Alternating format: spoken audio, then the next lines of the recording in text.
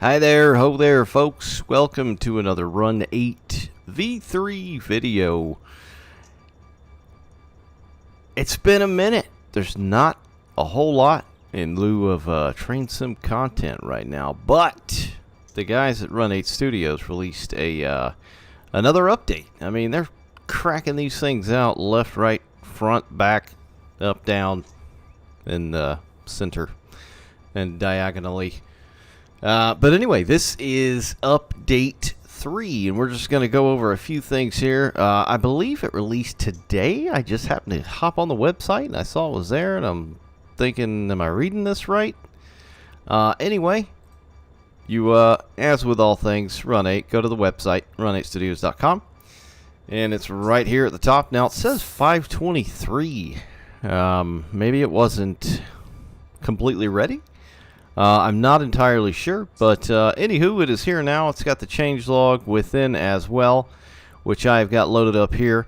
And then there's also a Hyrail update as well, which came out, I think, last week. Yeah, I don't know, 523. So I guess they were supposed to come out at the same time. It's a bit confusing. Anyway, there's a CSX Highline. What the hell did I just say? CSX A line and Waycross update. This also says 523, which fixed a few things.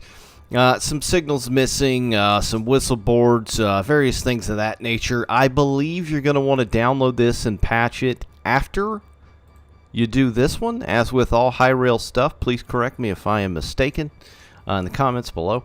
But I think that's what you do. So you're going to want to install this one and then install this one as well. And it will cover as... Let's see.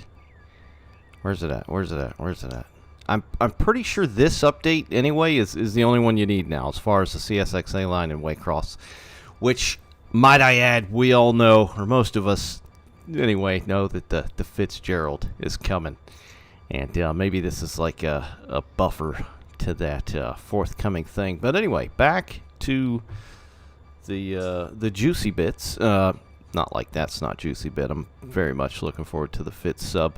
But anyway, so the V3 changelog is up here, of course, and you can get it. You just look in your files wherever you have it installed after you install the update, of course.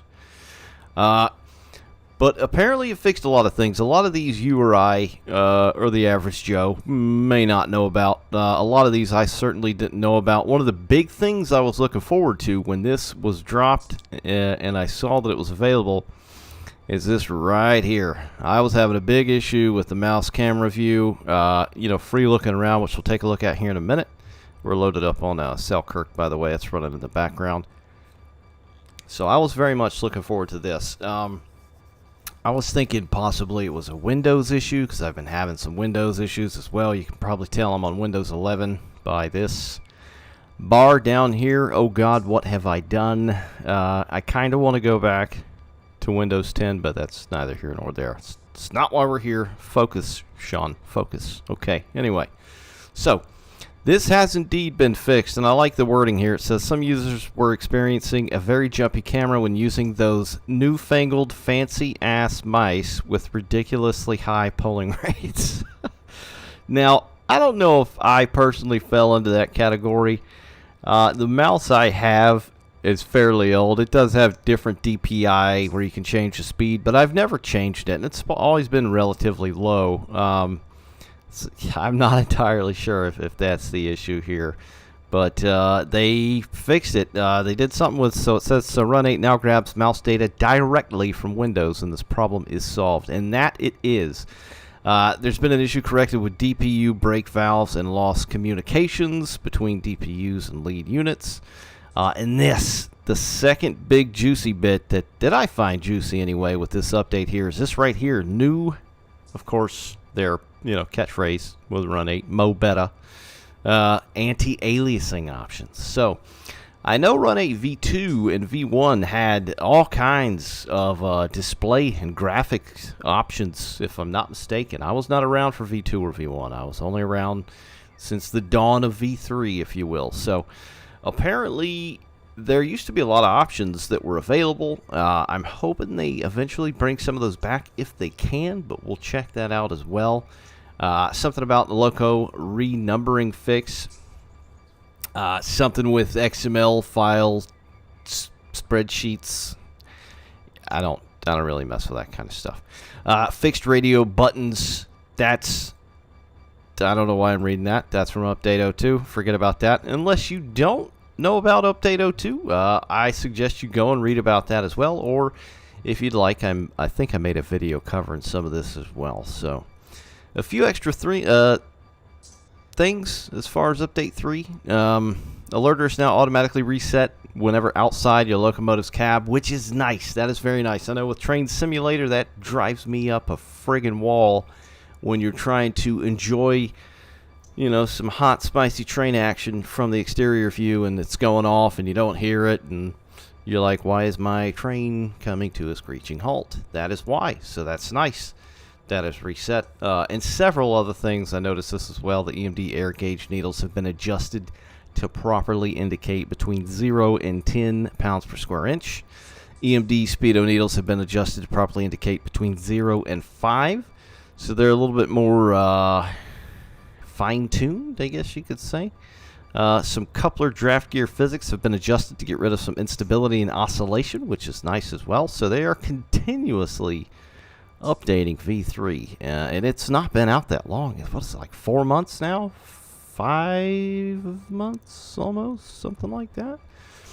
But anyway, so let's hop back in the game here. Let me get rid of this business over here. So we're sitting in Selkirk, and I have AMD hardware, so I use AMD Radeon software settings to change anything graphically, typically with older games or older game engines, and I would do such with Run 8 when I felt necessary. So it's nice to have this option so you don't have to go into NVIDIA or AMD or whatever. So the more options, the better.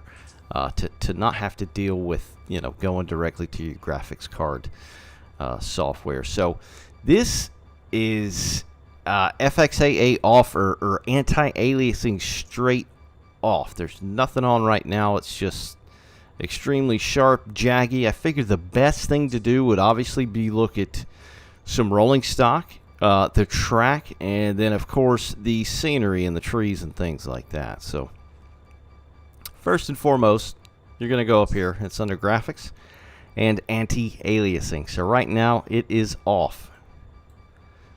Let me get on the free cam here. So you can definitely see the jaggies and the jitter looking around. But it is extremely sharp. And then we'll go ahead and just keep that fresh there, that angle there. And then we'll hop into FXAA. So this is just one step up. Very minor. Bam. I kind of like this one. Now, FXAA gives you a little bit more crispy look, like a potato chip. Whereas the SMAA, things start to get fuzzy. And again, if you want to go into your NVIDIA or AMD software and tune up the resolution, overscale it, whatever, that will help as well. Get rid of some jaggies. But as of right now, I've got my screen 100% 1080p and only, as you just saw here, FXAA on, and I think that looks great. It definitely looks better than having anti-aliasing off, but it's not too fuzzy. It's it's not like wearing somebody else's glasses, in a manner of speaking. But so we'll go ahead and pop SMAA. Oh, we should actually look at the distant scenery here. So again, the foreground trees, a little better. The distant scenery, the mountainside's a little bit better as well. Still a little bit grainy, but we'll just go back to this. That is really grainy. Yeah, really checkered. Got a really checkered look to it. So we'll pop that back on. So that's FXAA.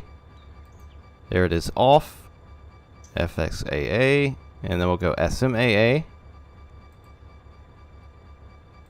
And I can't really tell much of a difference at all. It is a little bit sharper. The distant scenery seems to be a little bit sharper with SMAA on rather than FXAA, which is kind of funky. I thought it would be the opposite. So FXAA is on right now. And then we'll pop SMAA on here with the loco. Okay, I lied. I like SMAA better. I totally take it back. FXAA, I don't love you anymore. I love SMAA now. Yeah, it looks a lot better.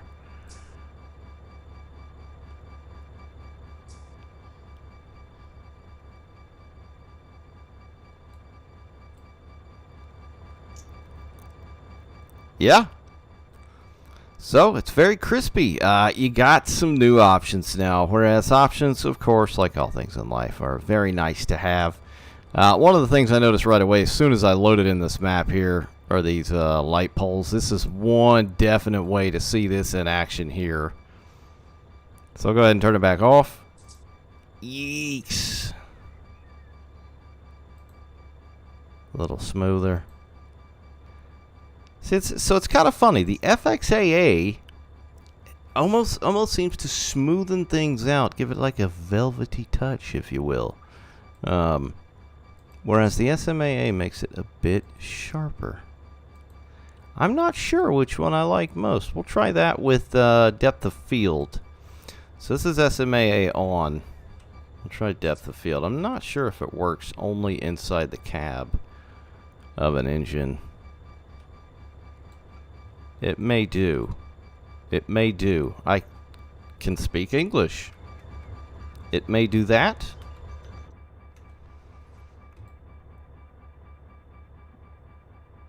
Yeah, it seems to only kind of jive. I never noticed that with the depth of field. It seems to only kind of jive within the cab itself. So that is. I'm going to turn that back off. Depth of field. Bam. Okay, so this is cab interior SMAA, FXAA,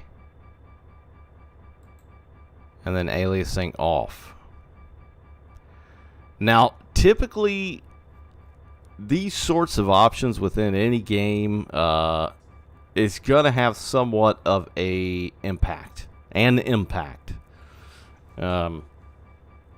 But this is Run 8. I don't, unless you're playing on something that's fairly old, you're not going to have any issues at all. So it's, it's just user experience, obviously, and what kind of hardware you got. But I don't think it's going to make much of a difference. I haven't noticed any at any rate. I don't have a NASA computer, not by a long shot. So obviously go with what you think looks best. But yeah, it's nice to have options. The ties, I'm noticing the ties on the tracks, the rails look a little bit better with SMAA as well. FXAA, they kind of blur midfield here, and then straight up blur farther down.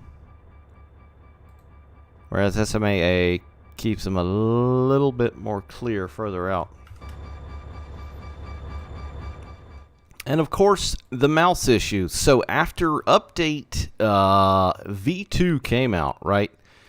I had a massive issue with mouse and the whole FreeCam thing, and luckily I wasn't alone. Because it's nice to know that when things happen, that you're not 100% crazy, maybe like 90% crazy, and that other people are experiencing issues as well.